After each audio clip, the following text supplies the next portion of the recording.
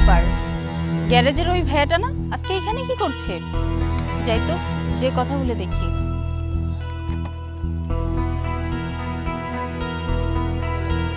আরে আপা, আসসালামু আলাইকুম। ওয়ালাইকুম আসসালাম। হ্যাঁ, আপনি এখানে বসে আছেন যে?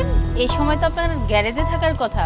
আজকে গ্যারেজে যাননি? হ্যাঁ আপা, যাইতে তো আমি চাই, কিন্তু আমি চাইলেও আমি আর ওই গ্যারেজে যাইতে পারবো না। আপনি কি বলছেন? কেন? আসলে হয়েছে কি আপা, ভাইয়া, গাড়িটা কি ঠিক হয়েছে? জি ম্যাডাম, কাজ শেষ। আচ্ছা ঠিক আছে, কত টাকা হয়েছে? 5000। ম্যাডাম 500 টাকা। 500 টাকা? আচ্ছা, এই নিন। আচ্ছা, আমি বাইরে দাঁড়াচ্ছি, আপনি গাড়িটা বের করে দিন। জি জি ম্যাডাম, জি। রাজ, তুমি এটা কি করলা? বিল তুমি 500 টাকা চাই লাগে? স্যার, বিল তো 500 টাকাই হয়েছে। আরে বিল যদি 500 টাকা হয় তাই বলে তুমি 500 টাকা বলবা? আমি এই জায়গায় দাঁড়ায় বলতেছি বিল হচ্ছে 5000 আর তুমি বলতেছো 500। স্যার, আপনি এটা কেমন কথা কইতেছেন?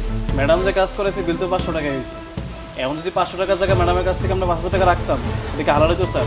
শোনো, ব্যবসা করতে হলে এমনিই করতে হয়। আরে তোমার বেতন দেওয়া লাগে, তোমার ভাবি আবার নতুন করে আবদার করছে তারা নাকি স্বর্ণের গহনা দেওয়া লাগবে। এই টাকা কি আমি আমার বাপের জমি বেচা দিমু? আপনি ব্যবসা করতেছেন স্যার, আপনি যদি হালালভাবে ব্যবসা করেন তাহলে আল্লাহ আপনার ব্যবসায় বরকত দিব। কিন্তু আপনি যদি মানুষের কাছ থেকে জুলুম করে টাকা নেন তাহলে আল্লাহ তো আপনার ব্যবসায় বরকত দিব না স্যার। আর ম্যাডাম যে কাজ করে সেটা আহামরি কোনো কাজও ছিল না। ভিতরটা ফ্লাগ লুজ ছিল, আমি এখানে টাইট করে দিচ্ছি। আর এয়ার ফিল্টারটা মজা ছিল, এয়ার ফিল্টারটা পরিষ্কার করে দিচ্ছি। আহামরি কোনো কাজ তো করি নাই। আর বিল তো 500 টাকা হয়েছে স্যার, আমি কেন থেকে 5000 টাকা কমু কম? শোনো, এত নীতি নিয়ে চাকরি করা যায় না। তোমার হয় নীতি বাদ দিতে হইব, নাইলে চাকরি বাদ দিতে হইব। হয়তো আপনি এই জায়গায় আমার চাকরি করে হইব না স্যার, কারণ আমি অসৎভাবে স্যার মানুষের কাছ থেকে টাকা লইতে পারবো না। মানুষ তো স্যার টাকা কষ্ট করে কামায়। আপনি যদি আপনার ঘরের সুখ করার লাগে আপনি মানুষের উপর জুলুম করেন তাহলে স্যার এটা আল্লাহ নারাজ হয়ে যেতে পারে। আর আল্লাহ নারাজ হবে এমন কোনো কাজ আমি করতে পারবো না।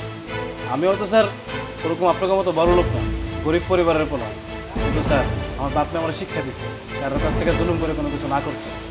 আমি যে টাকা পাই সে টাকাতে আমার সুন্দর চলে স্যার। আমার থেকে কিন্তু স্যার আপনারও বেশি টাকা ইনকাম। তারপরে যদি আপনার সংসার না চলে স্যার তাহলে হয়তো আপনাকে চাহিদা বেশি, আমার সাথে তো চাহিদা নেই।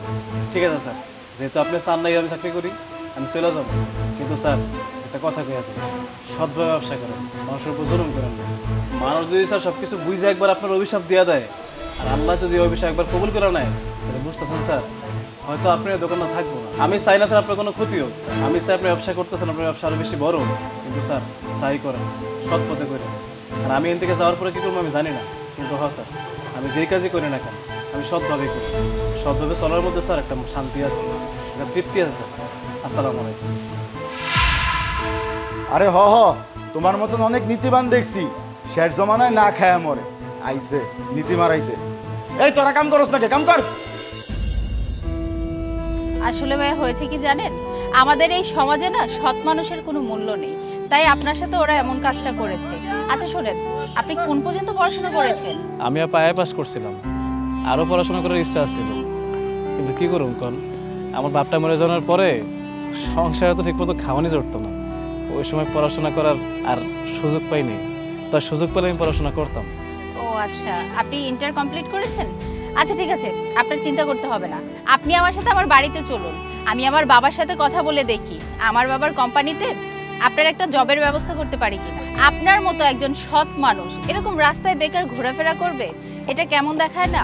চলেন আপনি আমার সাথে, বাবার সাথে কথা বলবো, আপনার জবের ব্যবস্থাটাও হয়ে যাবে। সত্যি আপা?